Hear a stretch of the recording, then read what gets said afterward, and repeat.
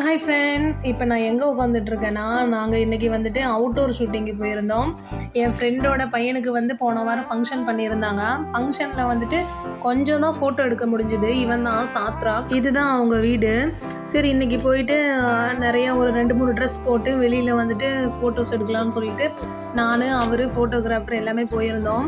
இது அவங்க ஊர். இந்த ஏரியா ஃபுல்லாகவே இதே மாதிரி கரும்பு தோட்டம், அப்புறம் தென்னந்தோப்பு, மாந்தோப்பு, இந்த மாதிரி க்ரீனிஷாக தான் இருந்தது. அதனால் எங்களுக்கு பிளேஸ் கண்டுபிடிக்க அவ்வளோ கஷ்டமாக இல்லை. வீட்டை சுற்றியே நிறைய ஃபோட்டோஸ் எடுத்துக்கிட்டோம். அப்படியே எனக்கும் எப்படி ஃபோட்டோ எடுக்கிறதுன்றது எங்கள் வீட்டுக்காரர் எனக்கு சொல்லி கொடுத்துட்டு இருந்தாங்க.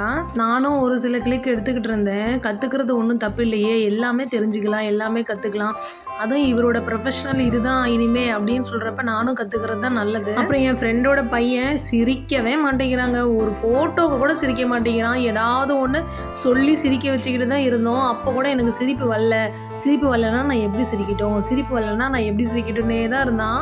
அப்புறம் ஒரு வழியாக முடிஞ்சதை அவனை சிரிக்க வச்சு ஃபோட்டோ எடுத்துக்கிட்டு நாங்கள் வந்துட்டோம்.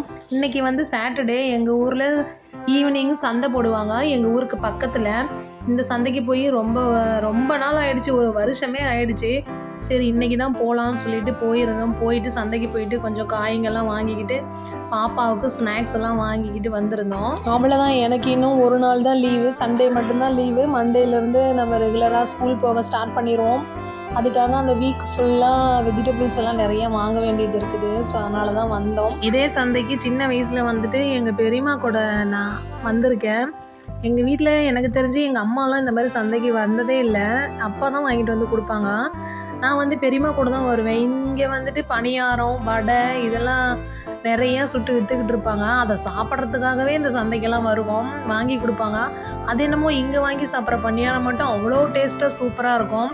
இப்போயுமே பணியாரம், வடை இது எல்லாமே அங்கே இருக்குது. அதே டேஸ்ட்லேயே தான் இருக்குது. போனால் அதையும் 10 ரூபாய்க்கு தவறாமல் வாங்கிட்டு வந்துடுவோம்.